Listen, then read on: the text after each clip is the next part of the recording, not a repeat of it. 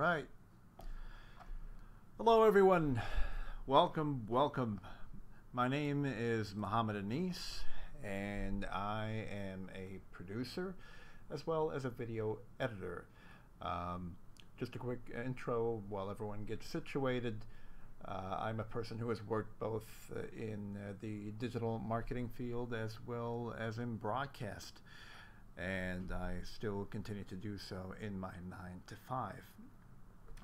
Now, there has been a lot of content that has been circulating with the release of the new Vegas product line regarding not just Vegas Pro, but the components that come with Vegas Pro, such as Vegas Effects and Vegas Image. And one of the things that do bother me is sometimes the brand loyalty gets in the way of being able to deliver information to people that will allow them to have or to form an objective opinion about the product. So without mentioning any names, I heard things like Vegas Image being more powerful than Photoshop. That could be further from the truth. It is certainly a powerful software, but if we're going to be making comparisons, then maybe we could say that it's Lightroom with compositing steroids. But it is still far from being ready to be compared to Photoshop's. In fact, I don't think it was even designed to compete with Photoshop, although there are a lot of elements in it that do give Photoshop a run for its money. So, just a very quick note, Vegas Image is a GPU intensive software. You are going to need a very powerful GPU, or at least something that comes along with 4 GB of RAM. The minimum specs is usually 2 GB, but it's been my experience that 4 GB of RAM is a must. I have a 1080 Ti, so I'm covered. So let's go ahead and begin. The first I'm going to start with, just going over my notes here, is the basics. What is Vegas Image? And over here, this is what you start with is a pretty plain background. Now I do have a few projects here, but I have them hidden. So I'm going to start with a new project, empty document, and over here, as you might expect, you can see the layer panel over here. This is where your images and your effects and your text piles up. And what I'm going to do is open one of the stock photos that I have. You can't see it, but I'm just browsing through my Windows Explorer right now. And I'm going to go ahead and select something that is relatively simple that I can use to explain things. Just give me one moment. Alright. So let's go ahead with this one. So I'm going to adjust the canvas to fit the size of the image.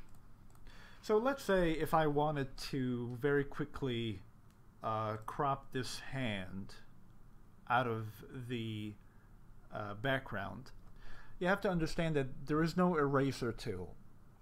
There are no brushes. Well, there are, but it just doesn't work the same as Photoshop. What there are masks. So can you imagine editing a photo in Vegas Pro where you draw a mask in the event pan crop? This is how it operates as well. So, excuse me, I picked the area mask. I'm going to go ahead and pick the vector mask and just, quickly draw around this. And I'm going to intentionally just skip that little, what do you call it, a latch or ribbon? I forgot. And I'm just going to make a very, very clumsy type of roto here. And I'm just going to go ahead and seal it. Now, as you can see, you know, it's been cropped, and of course I have the option of continuously adding in or removing things, and I can of course add another mask to include what was messed up. So if I go ahead and add this one here and I just draw around this, let's say, and of course this is pretty sloppy work, but I don't want to go too much into this, so I can just get through with this lecture pretty quickly. As you can see, now they add up to each other, and this is pretty much how it works. No information lost, no pixels lost. It's no matter what you do in the software, no information is lost. And the same can be done with the effects. So I'm going to go ahead and hide these masks for now. In fact, I'm going to delete them. I'm going to grab the vector mask and delete them. And if I go ahead and let's say I want to make this image sharper, well, it's pretty simple. I can either go to the effects menu here or just hit Control I. Hold on a sec, sorry about that. Control I. And you know what? I'm going to give it a clarity effect. So as you can see, clarity, this is a very popular effect in Lightroom. And you know, I can go ahead and just raise this a little bit, and as you can see, the images over here, the skin tone is getting really, really sharp. And now, this is where it gets cool.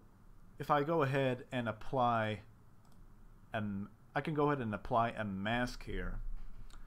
And just 1 second, add an effect mask. And let's say I want the clarity to just be focused on the little cloth here. Oh, well, not the cloth, but rather the sleeve. God, my English is absolutely distorted. As you can see, this effect now only applies to the mask.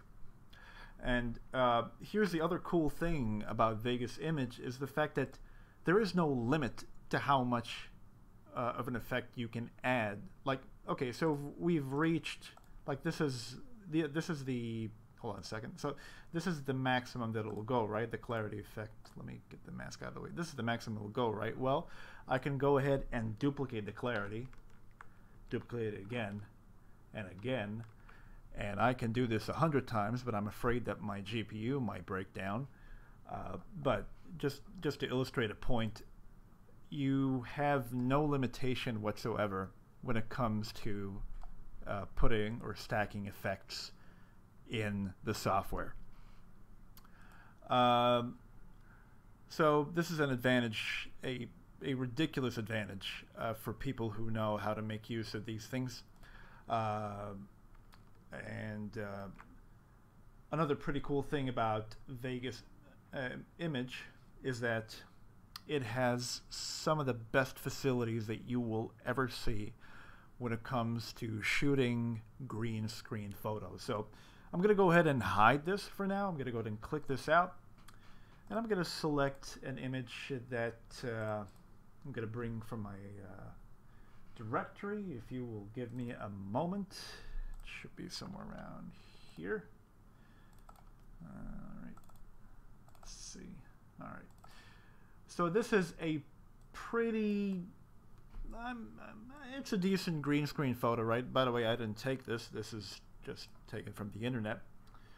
And you know, you might be saying, oh, well, he's going to throw a mask again. Well, no, not really. I can just go ahead and go over to the Effect tab and go for the chroma key.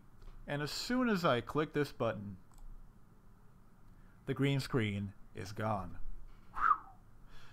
And if I zoom in fact, what I'm going to do is just to show you how detailed this monster is, and this is on the default settings without mentioning or without playing with anything. I'm going to put a white layer behind it, and you can see that a lot of the hair is still intact.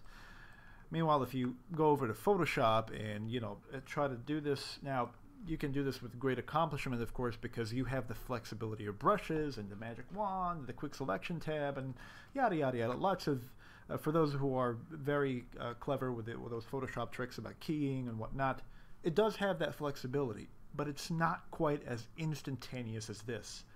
And that's just Vegas Image's ability to leverage the raw processing power of your graphic card.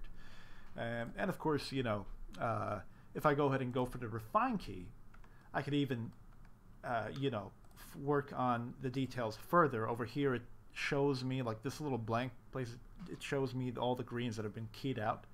And, you know, if I raise the sensitivity, it'll key out more. But, you know, if I go too much, you can see the hair strands are losing details. And, you know, so if you haven't been sold yet, there is just one more thing that you have to bear in mind. Vegas Image and, well, it's, let's call it, it's inspirational software, Emerge Pro, because Vegas Image is essentially a reincarnation of Emerge Pro, which is basically the same thing. Is the only image compositor that I'm aware of, in fact that anyone's aware of, that operates on a software, on an image in 16-bit color. And it has a very, very powerful processing engine when it comes to images. So I'm gonna go away from Vegas Image right now and head over to a software that's very much like Photoshop. It's called Affinity Photo. It's pretty popular. It is a very, very worthy competitor to Photoshop. I'd say, you know, it has pretty, like, if I hadn't been in the need of writing right to left languages, I would have definitely stuck with Affinity Photo for the rest of my for my graphic designing needs. So if I go ahead and open an Affinity Photo, I'm gonna show you guys the software very quickly. Just let me get to the image that I want to load. And this is an image that's basically it was taken during an event, and you're gonna see one particular flaw with this image that basically almost renders it, well, I wouldn't say unusable, but let's just say the quality is discouraging. Loading Affinity Photo here. And now I'm going to take down Vegas Image to show you Affinity Photo. One moment. All right. Affinity Photo. Whoops. Excuse me. There. All right. So, as you can see, the photo is pretty blown out. It was during a very rainy day, and, you know, I mean, you could work with this sort of, you could sort of lower the highlights, and, you know, it doesn't really recover a lot of details, but it kind of like softens the blowout a little bit. And sure, you can come up with a few tricks, and you can do some sky replacement or whatnot, and that's all cool. Now, let me go back to Vegas Image and load this same raw image in Vegas. In this image right here in Vegas Image, you can see the skies have been recovered. You can see the clouds been recovered, the colors been recovered. Basically, Vegas Image has a better chance of recovering your highlights than Photoshop or even Affinity Photo has. Whoa. All right. And sorry, what was I about to say? Oh, and mind you, this was taken with the Panasonic GH4. So even the camera that I used was not the most stellar, was not the camera of the most stellar records when it comes to photography. And yet here we are with recovered highlights, and you know, it just tells you, it speaks a lot about the potential capabilities of recovering photos in this software. Now, this is pretty much it, really. Other than other than having a lot of like an arsenal of really cool effects like and color grading options and color switching options and colorizing options. Vegas image is not really a Photoshop replacement. It can never be a Photoshop replacement. And this is something that you should look at as your image editor, as a software that you would look at if you are someone who either likes to perform a lot of speed art videos, or someone who does a lot of compositing, or you are yourself a photographer. This is not Photoshop. And you know, the maximum that you can do with the Vegas image project with Vegas Effects is just take the project file and just load it into Vegas Effects. It will not split into different layers that you can animate independently. So that's it. That is it for the live stream. I said that I wouldn't take too long, and yet I believe I crossed the 30-minute mark for the presentation. Thank you for tuning in, everyone, and hopefully the next live stream will actually be about Vegas Effects. A lot of people have been requesting tutorials about Vegas Effects basics, but you know, I just want to wait for Gary until he's done with his live stream about the Vegas Effects basics, just so I do not let's just say I don't want to it's basically a professional courtesy. Let's just put it that way. All right, guys. And by the way, if you have any questions whatsoever, if you guys want me to do anything on the live stream, I'm going to give you guys 5 minutes. Otherwise, I'm going to go ahead and, you know, close the stream. Just going to wait for 5 minutes.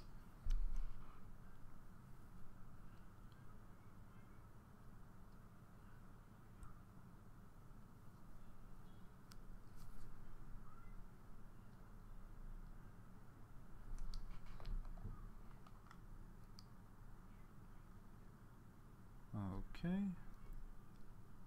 No questions so far. Let me check the Facebook Live. Nothing on YouTube, nothing on Facebook. Okay. Well, that wraps it up. Thank you very much. And I'll see you guys next time.